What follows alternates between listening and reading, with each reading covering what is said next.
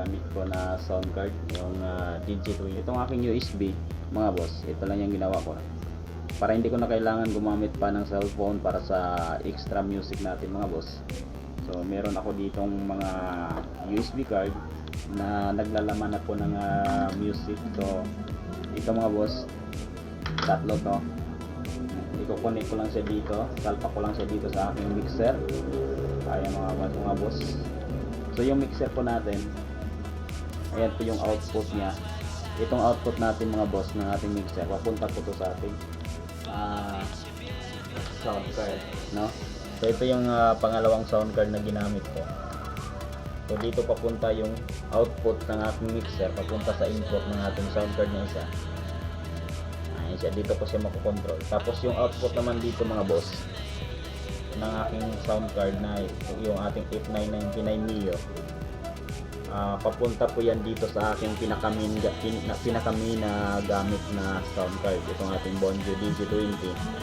So kung saan po dito po nakakonect yung aking cellphone na naka-live.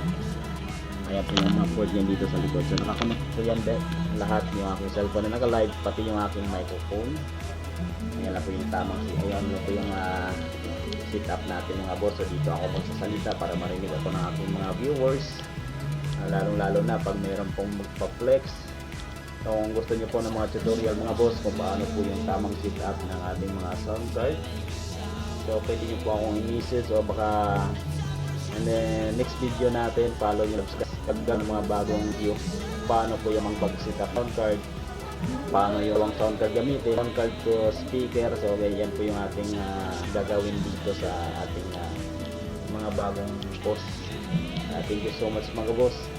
Sana ma-subscribe o follow lang po kayo sa akin para mas updated po kayo kung meron man tayong mga bagong update dito sa ating konting setup. Okay, thank you so much and Merry Christmas everyone. Mahilig ba kayo sa headphone? So ito yung na-recommend ko na headphone mga boss, nandyan po sa Gilo box ko.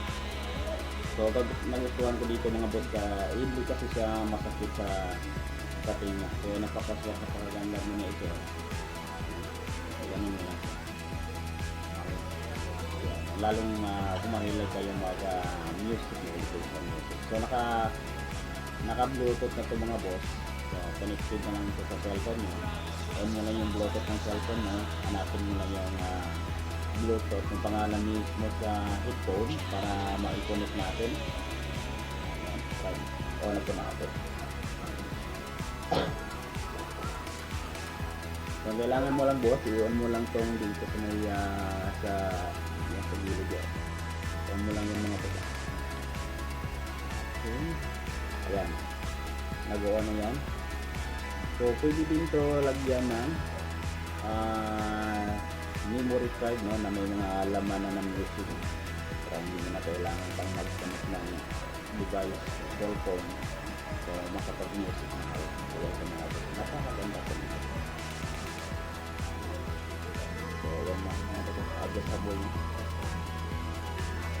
Okay, para talagang hindi siya masakit sa ating yung connected na to sa cellphone natin mga boss.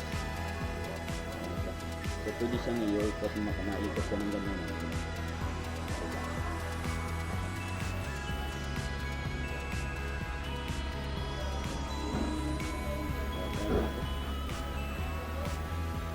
Hanap lang po tayo ng music, chal-chal